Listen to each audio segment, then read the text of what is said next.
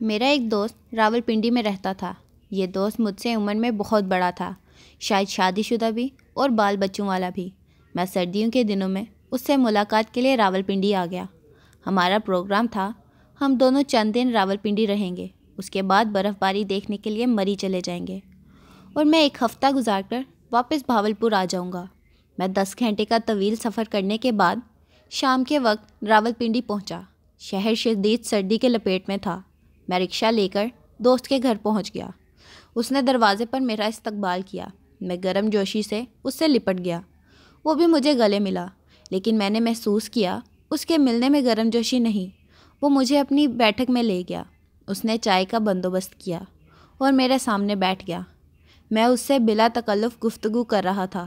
وہ گفتگو میں میرا ساتھ نہیں دے رہا تھا۔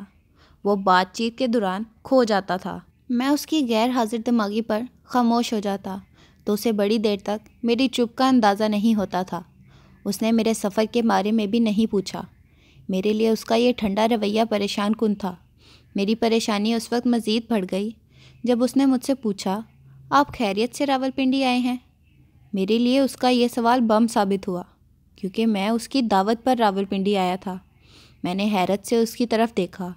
اس نے دوسرا سوال پوچھا، آپ کتنے دن راولپنڈی میں رہیں گے اور کہاں رہیں گے؟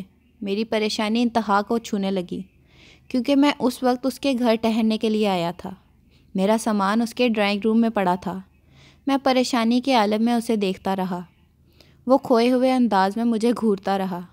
مجھ سے کوئی بات نہ بن پائی تو میں نے جواب دیا، میں ویسے ہی ایک دن کے لیے راولپنڈی آیا ہوں، کل واپس چلا جاؤں گا اور ہوٹل میں رہوں گا۔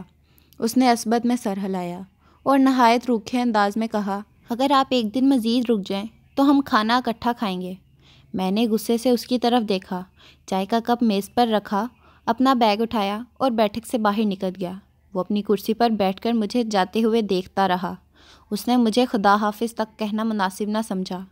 میں شدید غصے میں تھا۔ میں وہاں سے مری روڈ پر آیا، وہاں سستا سا ہوٹل لیا، نیند کی گولی کھائی اور گہری نیند سو گیا۔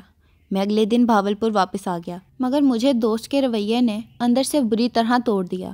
میں اس شخص کو دنیا کا بدتمیز ترین، غیر محسن ترین اور مطلبی سمجھنے لگا۔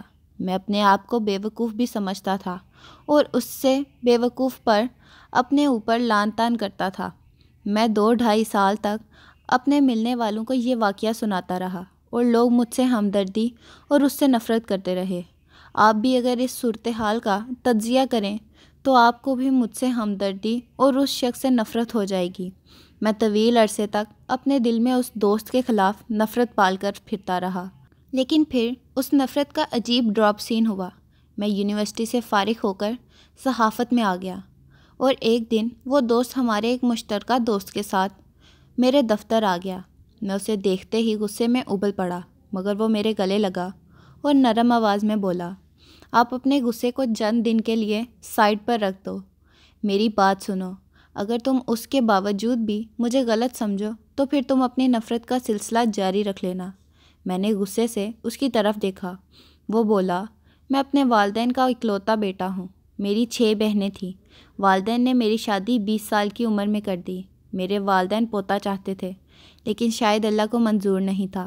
میرے ہاں اوپر تلے 3 بیٹیاں پیدا ہو گئی، مگر میں مایوس نہ ہوا۔ میں اپنے والدین کی خواہش پوری کرنا چاہتا تھا۔ 25 سال کی عمر میں چوتھی بار باپ بن گیا۔ اللہ تعالیٰ نے مجھے اولاد زینیہ سے نوازا۔ میرا پورا خاندان خوش ہو گیا۔ میرا بیٹا خاندان بھر کی گود میں پل کر 2 سال کا ہوا، لیکن پھر اسے تیز بخار ہوا اور وہ میری گود میں بیٹھا بیٹھا فوت ہو گیا۔ میرے پورے خاندان کی جان نکل گئی۔ وہ خاموش ہوا اور میری طرف دیکھنے لگا۔ میرا غصہ ہمدردی میں بدلنے لگا۔ اس نے پوچھا، آپ جانتے ہیں وہ بچہ کس دن فوت ہوا؟ میں خاموشی سے اس کی طرف دیکھتا رہا۔ وہ بولا، وہ بچہ اس وقت فوت ہوا جب آپ رکشے سے اپنا سامان اتار رہے تھے۔ میری کن پٹی میں آگ لگ گئی۔ اس نے گفتگو کا سلسلہ جاری رکھا، میرے پاس اس وقت 2 آپشن تھے۔ میں آپ کو اپنے دکھ میں شریک کر لیتا، آپ بھی میرے ساتھ سوگوار ہو جاتے اور آپ کی چھٹیاں خراب ہو جاتی۔ دوسرا، میں آپ سے یہ خبر چھپا لیتا، آپ کو ہوٹل جانے پر مجبور کر دیتا۔ آپ مجھ سے وقتی طور پر ناراض ہو جاتے، لیکن آپ کی چھٹیاں اور وقت برباد نہ ہوتا۔ میں دوسرے آپشن پر چلا گیا۔ میں نے اپنے خاندان سے کہا، میرا مہمان آیا ہے، آپ کے رونے کی آواز بیٹھک تک نہیں جانی چاہیے، میں اسے واپس بھجواتا ہوں اور ہم اس کے بعد اپنے عزیزوں کو رشتہ داروں کو اطلاع دیں گے۔ وہ رکا، اس نے لمبی سانس لی اور بولا، میں نے آپ کے لیے ان حالات میں چائے کیسے تیار کروائی آپ اندازہ نہیں کر سکتے۔ میری بیوی، میری ماں اور میری بہنیں اندر منہ پر سرہانے رکھ کر رو رہی تھیں اور میں آپ کے پاس بیٹھا تھا۔ میں بار بار اندر جا کر انہیں چپ کروانے کی کوشش بھی کر رہا تھا۔ میں اس وقت گہرے صدمے میں تھا، چنانچہ مجھے آپ کی باتیں سمجھ نہیں آ رہی تھی۔ آپ جب ناراض ہوئے اور آپ نے سامان اٹھایا تو میری ٹانگیں بے جان ہو گئی۔ میں اپنے آپ کے ساتھ اٹھ کر باہر جا نہ سکا، کرسی پر بیٹھا رہا۔ آپ جو ہی گلی سے باہر نکلے، میرے اندر سے چیخ نکلی۔ اس کے بعد میرے پورے خاندان نے ماتم شروع کر دیا۔ یہ گہرا صدمہ تھا۔ اس صدمے نے پہلے میری ماں کی جان لی اور اس کے چند ماہ بعد میرے والد بھی فوت ہو گئے۔